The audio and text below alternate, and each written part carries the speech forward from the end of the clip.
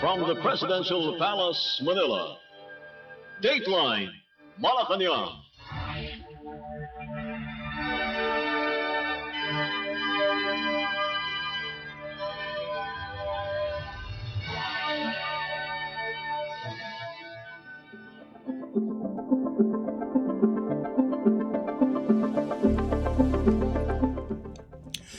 Good day.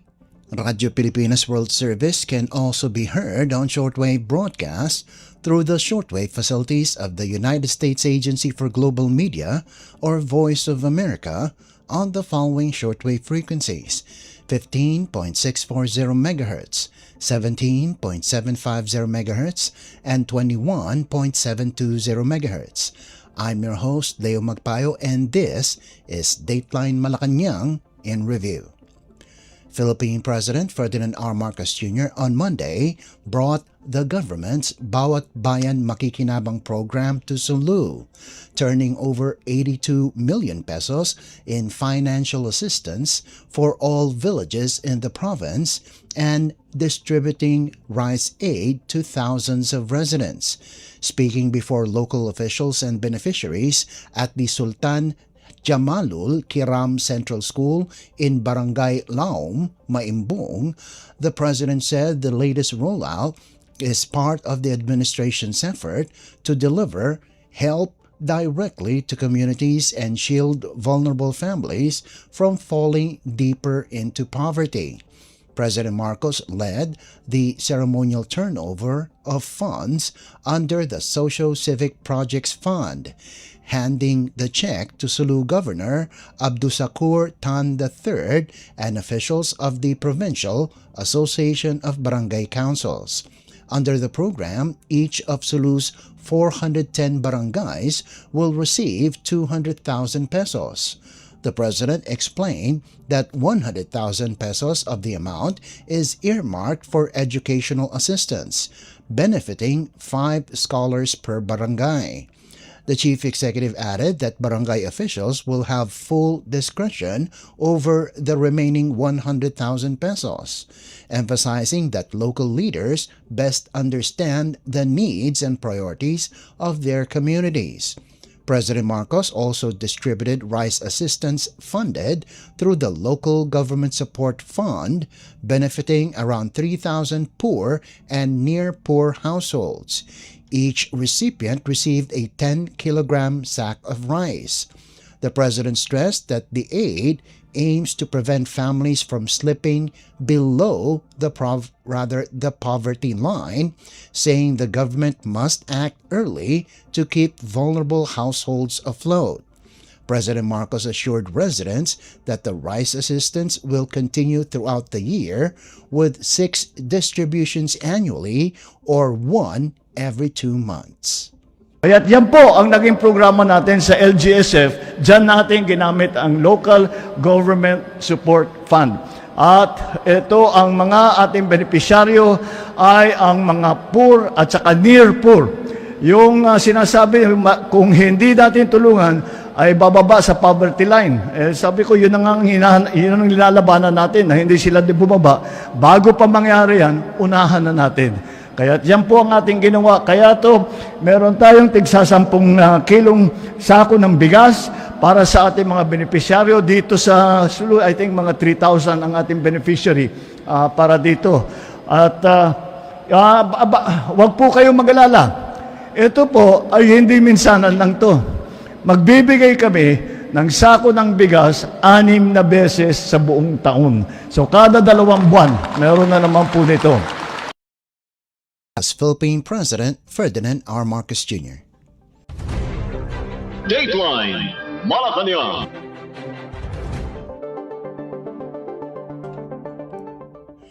Also on Monday, Philippine President Ferdinand R. Marcos Jr. brought the administration's flagship Bawat Bayan Makikinabang program to the Zamboanga Peninsula.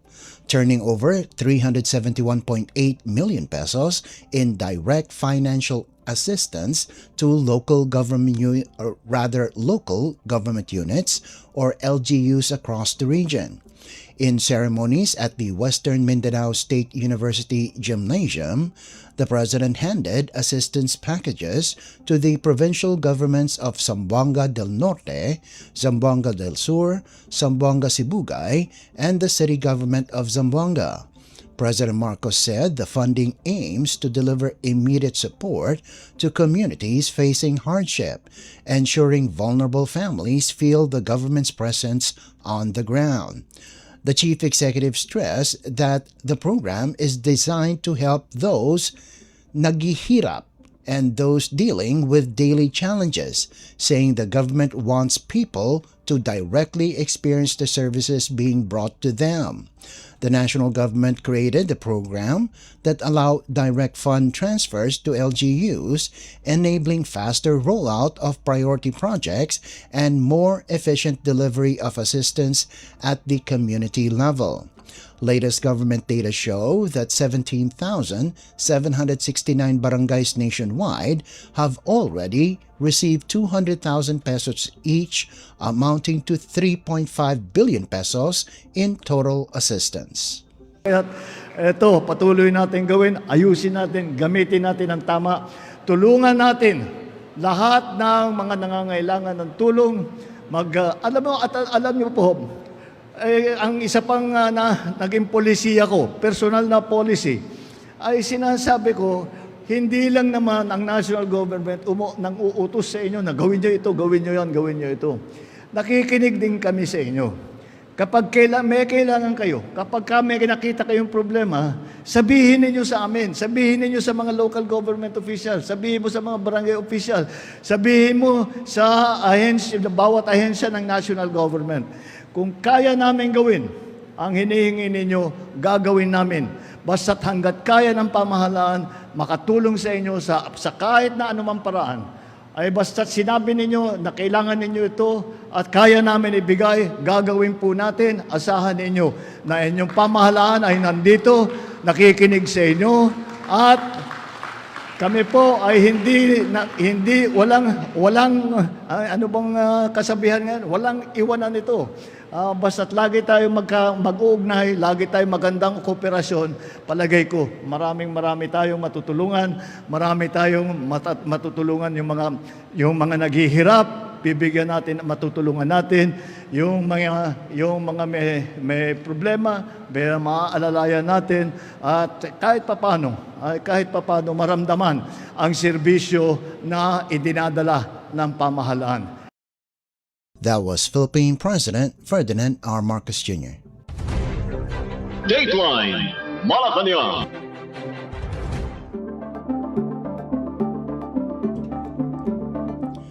Still on Monday, Malacañang is assuring the public that all Filipino crew members aboard 2 commercial vessels attacked near the Strait of Hormuz are safe, even as tensions between the United States and Iran flare anew after a series of military exchanges in the Gulf region. Palace Press Officer Claire Castro said President Ferdinand R. Marcos Jr. received a report from Department of Migrant Workers or DMW Secretary Hans Leo Kakdak confirming that all 21 Filipino crew members of the Singapore-flagged MV Ever Lovely and all 19 Filipino crewmen aboard the Panama-flagged MT Kiko were unharmed during last week's attacks. Castro said MV Ever Lovely remained seaworthy and continued its voyage, with the vessel expected to arrive in Singapore on July 5th. She added that authorities are closely monitoring the condition of both ships and their crew. The MV Ever Lovely was struck by an Iranian one-way attack drone on June 25th, prompting U.S. retaliatory airstrikes on Iranian military targets. 2 days later, another drone hit MT Kiku, triggering a second row of U.S. strikes near the Strait of Hormuz. Washington and Tehran have since accused each other of violating a ceasefire agreement reached earlier this month. According to the DMW, around 2,100 Filipino seafarers aboard 85 vessels have already exited the Strait of Hormuz due to heightened security risks. Another 3,800 Filipino crew members remain aboard ships operating within the Persian Gulf, with authorities maintaining round-the-clock monitoring of their situation. The Strait of Hormuz remains one of the world's most vital maritime choke points, serving as a critical passageway for global oil shipments and international commercial traffic. MV Ever Lovely na may 21 Filipino crew on board ang sinasabing inatake ng Iran habang papalabas ng Strait of Hormuz.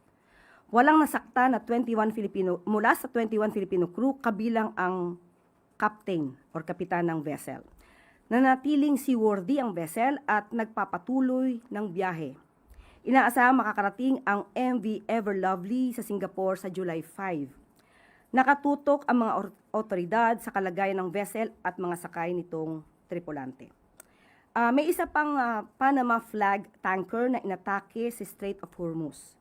Ito ang oil tanker na may pangalang Kiku at lula nito ang 19 Filipino crew. Nananatiling seaworthy ang vessel at nagpatuloy sa biyahe. Walang nasaktan na 19 Filipino sailors na sakay nito. Nakamonitor ang mga otoridad sa kalagayan ng vessel at mga sakay at nakikipag-ugnayan ang mga otoridad sa mga Filipino crew kung sakaling kailangan nila ang onboard psychosocial assistance. So sa ngayon ay 2,100 Filipino seafarers na sakay ng 85 ships ang nakalabas na sa Strait of Hormuz. So habang nasa 3,800 Filipino seafarers pa ang nakasampa ng barko sa Persian Gulf. So nanatili po nakatutok ang mga otoridad sa kanilang kalagayan. Palace Press Officer Claire Castro. Dateline Malacañang.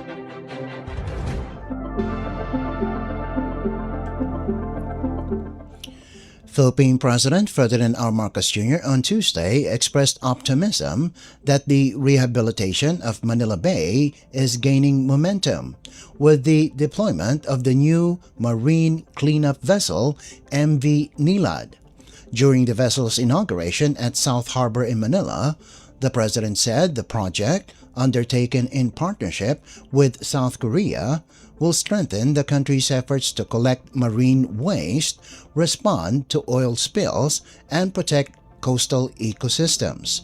The 25-meter vessel can collect, sort, and store up to 10 tons of floating waste in a single operation and is also equipped for environmental monitoring and oil spill response. The $8.2 million project aims to improve marine litter management and boost the Philippines' environmental protection capabilities. The President called on the Department of Environment and Natural Resources and the Philippine Coast Guard to ensure the vessel is properly maintained as Manila Bay's rehabilitation continues.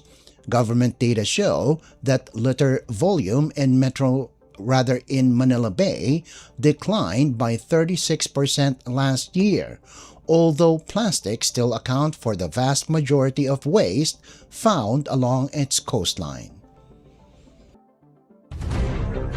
Dateline Malacañang.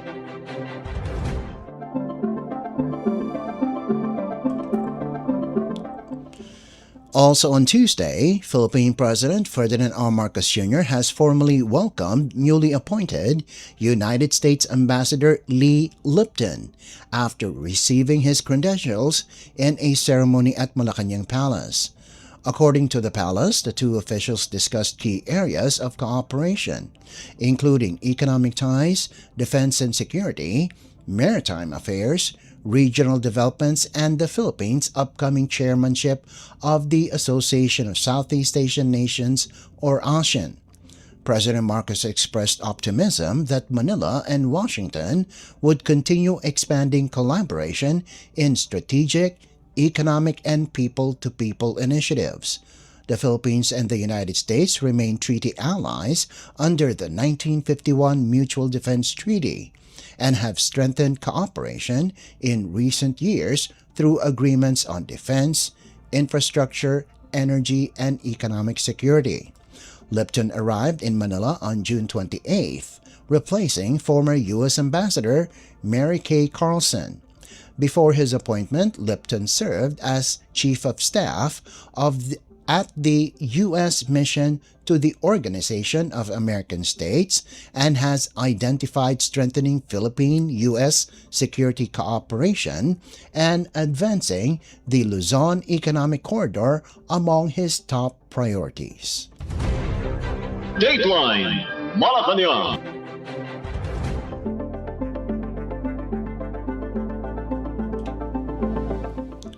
Philippine President Ferdinand R. Marcos Jr. left Manila Wednesday evening for a 4-day official visit to Canada, aiming to boost cooperation in trade, defense, energy, and regional security, and to encourage Ottawa to take a more active role in the Indo-Pacific.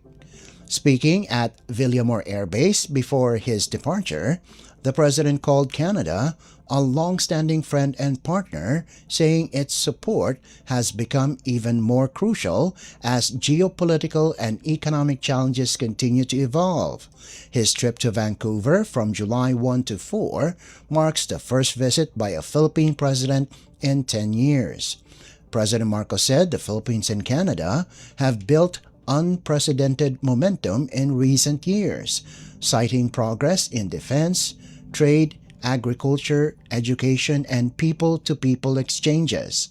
He also highlighted Canada's consistent backing of the Philippines' position in the West Philippine Sea, anchored on UNCLOS and the 2016 arbitral ruling. I depart for Canada today with the First Lady and members of the Cabinet for an official visit upon the invitation of Prime Minister Mark Carney of Canada, the very first visit undertaken by a Philippine president in a decade. Established in 1949, our ties with Canada have now spanned 77 years and continues to grow from strength to strength. We have deepened engagement across a broad range of priority areas, including economic cooperation, defense and security, agriculture, and people-to-people ties. At the onset of my administration, we intensified our campaign for diversification of partnerships, strengthening existing ones and building new strategic ones. With Canada, we have seen an unprecedented momentum in the deepening of bilateral relations. It may not be known to many, but Canada has been consistent and steadfast in its statements of support for the Philippines' assertion of its sovereignty and sovereign rights, especially in the midst of the ongoing issues we are facing now in the West Philippine Sea. Canada's consistent support, both bilaterally and multilaterally, reflects our shared interest in upholding a rules-based international order, including the United Nations Convention on the Law of the Sea, or UNCLOS, and the 2016 Arbitral Award. It is thus imperative that we further strengthen this connection with our long-standing friend and partner as we navigate the shared challenges that we face as Pacific nations. We have launched the negotiations for Philippines-Canada Free Trade Agreement alongside our negotiations for the ASEAN-Canada Free Trade Agreement. And the free trade agreement between the Philippines and Canada is very much in the works right now. Our mangoes have very recently entered the market of Canada. In 2024, we signed a Memorandum of Understanding on Defense Cooperation, followed by the Status of Visiting Forces Agreement in 2025. Early this year, we held our inaugural Maritime Dialogue. Our people-to-people ties were further strengthened by the launch of a non-stop Air Canada route between Vancouver and Manila last year. This development complements Philippine Airlines flight connecting Manila with Toronto and Vancouver, as well as more than 200 agreements between the educational institutions and government agencies of our two countries. That was Philippine President Ferdinand R. Marcos Jr. Dateline Malacañang.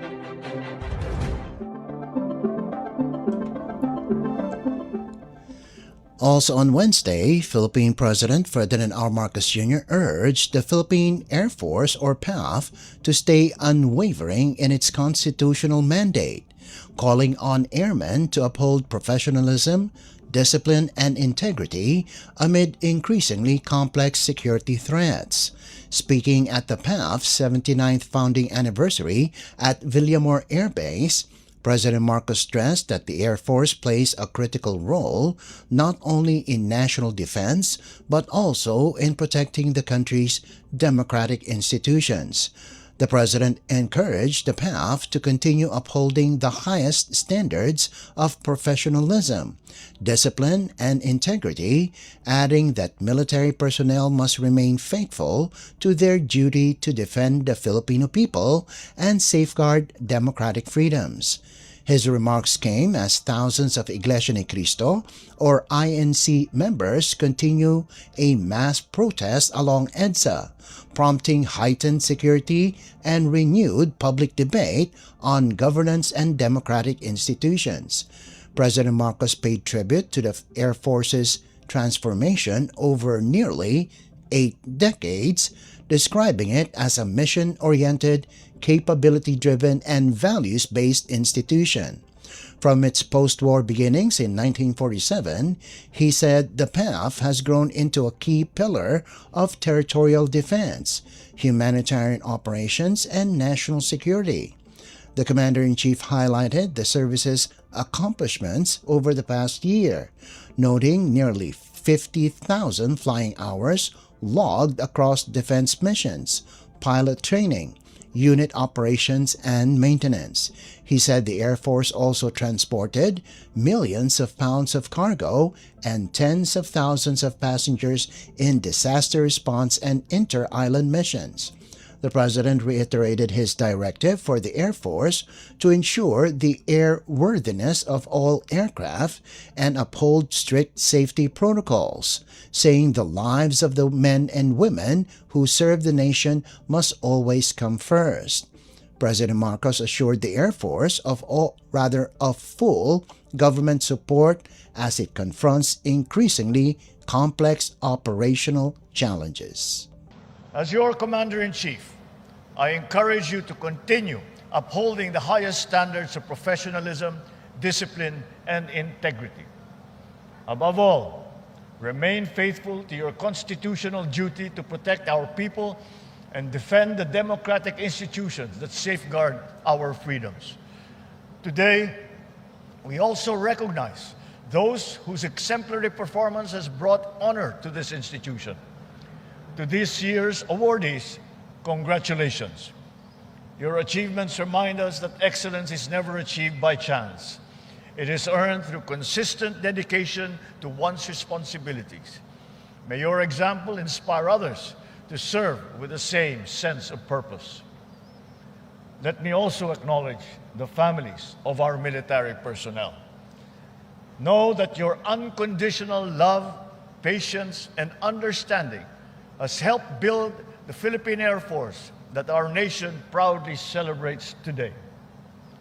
As we mark this anniversary, let us remember that the strength of the Philippine Air Force rests on the character of the men and women who wear its uniform, the values that guide their service, and the trust that Filipinos have in them. Philippine President Ferdinand R. Marcos Jr. Dateline Malacañang.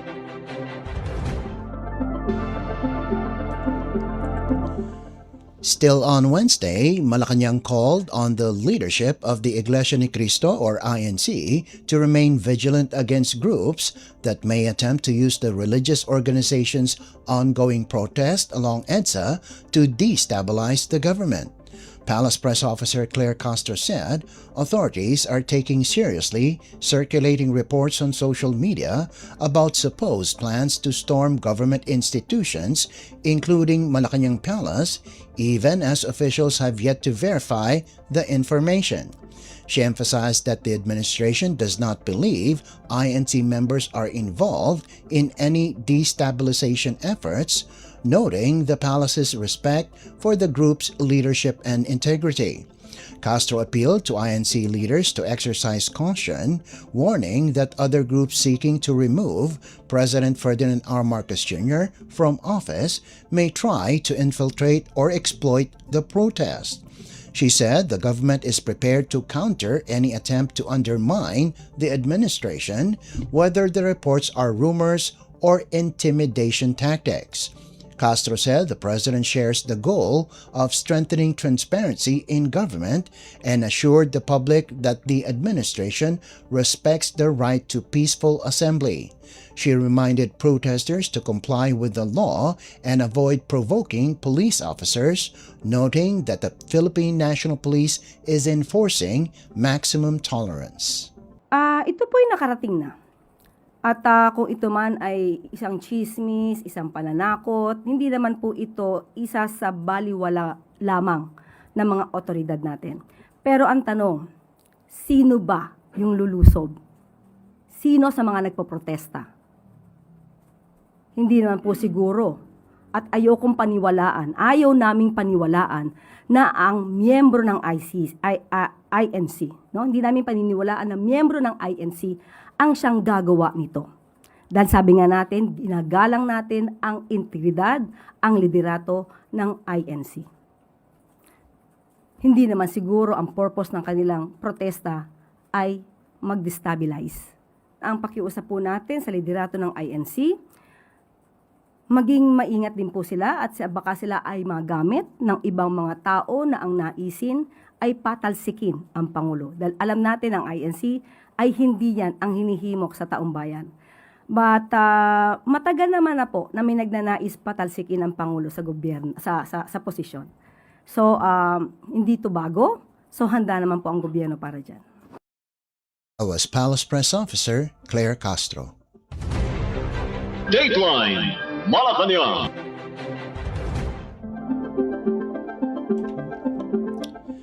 Philippine President Ferdinand R. Marcos Jr., speaking from Canada on Wednesday, committed to sustaining the country's economic momentum following the Philippines' elevation to upper middle income status.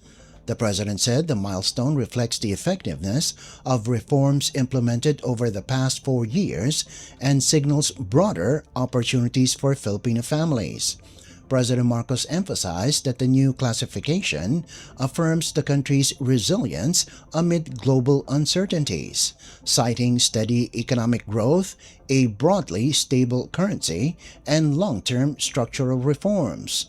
He credited the hard work of Filipinos for driving the nation's progress and said the upgrade is expected to boost investor confidence, attract more businesses, and generate higher quality jobs. The chief executive stressed that economic gains must translate into real improvements in daily life, noting that growth should open doors, expand opportunities, and help families build better futures. President Marcos said his administration will continue implementing policies to ensure that the benefits of development are felt across communities. The World Bank confirmed the Philippines' shift to upper middle income status in its latest assessment, reporting a gross national income or GNI per capita of $4,850 above the $4,636 threshold. The upgrade was driven by sustained expansion across all major industries, with gross domestic product or GDP growing an average of 5.8% from 2021 to 2025 and GNI per capita rising 8.5% in 2025. For years, Filipinos have worked hard to build this country. Today, the world has taken notice. The Philippines has officially become an upper middle income country. After nearly 4 decades as a lower middle income country since 1987, this milestone affirms that the economic policies that we have pursued over the past 4 years have been effective. Our steady economic growth, broadly stable currency, and long-term reforms have strengthened our economy even amid global uncertainties. It validates the progress that we have made and the resilience of the Filipino people. It is also a vote of confidence in our country's future. Greater confidence means more investments. More investments means more businesses, better quality jobs, and more opportunities for Filipino families. This is worth celebrating because economic progress is not meant to stay on paper. It is meant to open doors, put food on the table, and give every Filipino the chance to build a better life. That is the work that we will continue to do until every family feels the benefit of our country's progress. As Philippine President Ferdinand R. Marcos Jr. Dateline Malacañang.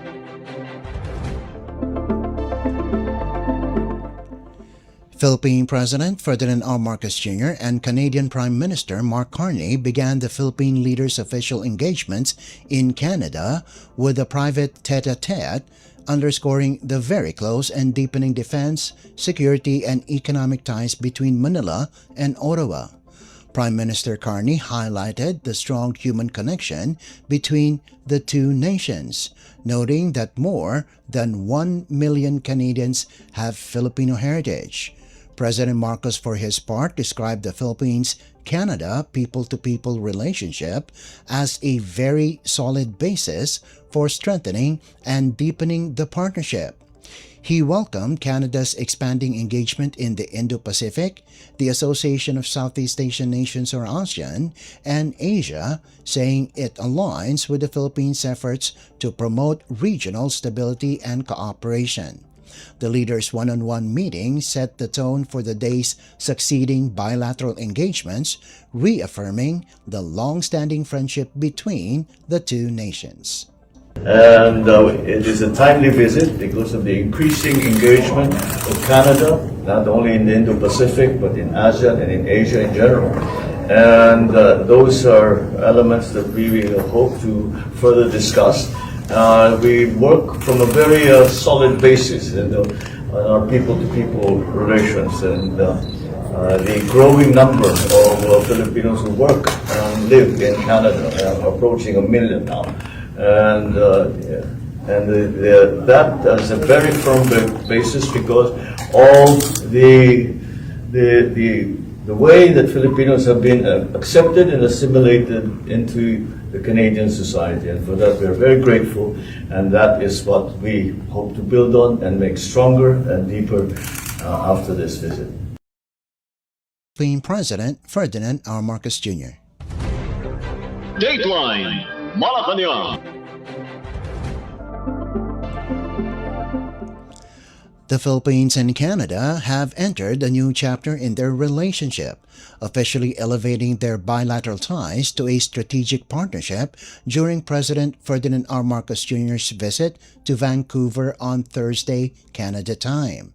The announcement came after President Marcos and Canadian Prime Minister Mark Carney met at the Vancouver Convention Center, where both leaders committed to expanding cooperation across defense, trade, energy, and critical minerals, key sectors amid rising geopolitical and economic challenges in the Indo-Pacific. In a joint statement, President Marcos confirmed the upgrade in relations, saying foreign ministers from both countries will craft a plan of action to guide the rollout of the partnership and ensure both nations remain future-ready in responding global shifts. This marks the first official visit of a Philippine president to Canada in more than a decade. President Marcos and Carney agreed to deepen defense and security cooperation, accelerate trade and investment efforts, strengthen collaboration in energy and natural resources, and boost economic resilience and people-to-people exchanges. Beyond security, the strategic partnership aims to expand economic cooperation, enhancing supply chains, increasing trade and investment flows, and strengthening collaboration in energy and critical minerals. Today, I am pleased to announce the elevation of our bilateral relationship to a strategic partnership.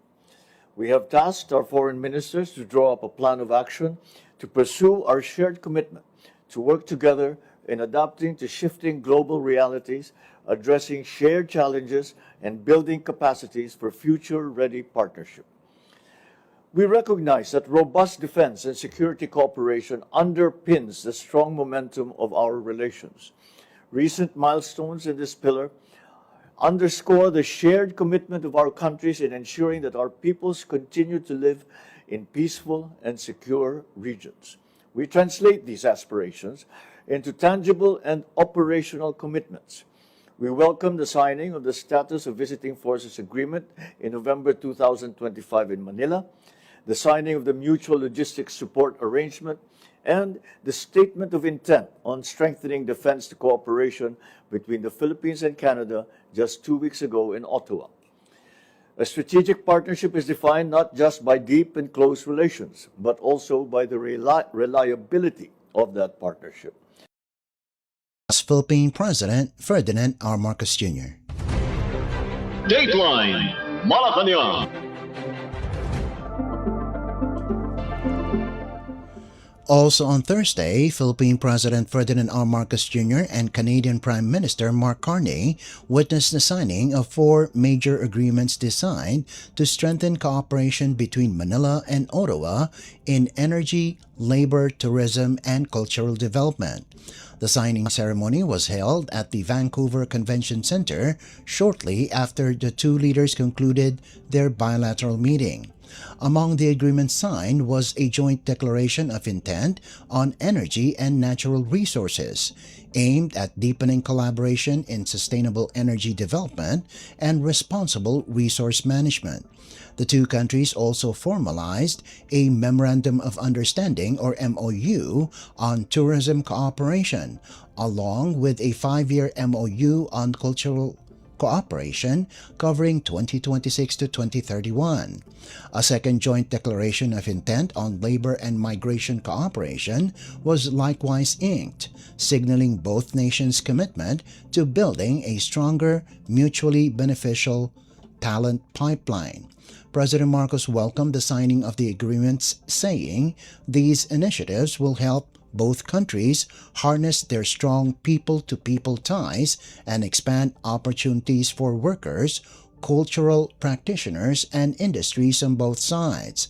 The signing of the 4 cooperation deals underscores the Philippines and Canada's sustained commitment to strengthening their long-standing bilateral relationship, while opening new pathways for economic growth, cultural exchange, and sustainable development.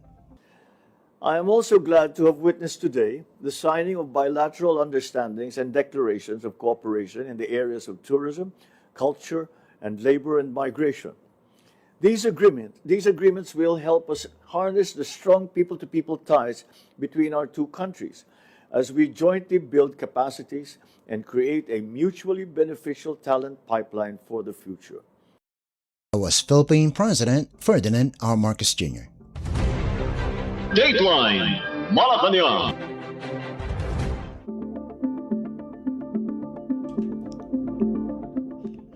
And finally, Philippine President Ferdinand R. Marcos Jr. and Canadian Prime Minister Mark Carney on Thursday, Canada time, made a surprise visit to a Jollibee branch in downtown Vancouver, giving the iconic Filipino fast food chain a moment in the international spotlight. The two leaders stopped by the Jollibee store on 833 Granville Street after wrapping up their official engagements at the Vancouver Convention Center. President Marcos and Carney placed an order, posed with the Jollibee mascot, and spent time chatting with staff and customers. The Vancouver branch, opened in March 2022, is Jollibee's first store in the city and its 23rd location in Canada. The chain has become a familiar gathering place for Filipinos abroad and continues to attract a growing number of foreign customers. The visit highlighted Jollibee's expanding global footprint and its enduring appeal among overseas Filipinos. For the Filipino community in Canada, the stop also offered a warm and familiar taste of home during the President's official visit. Dateline Malacañang.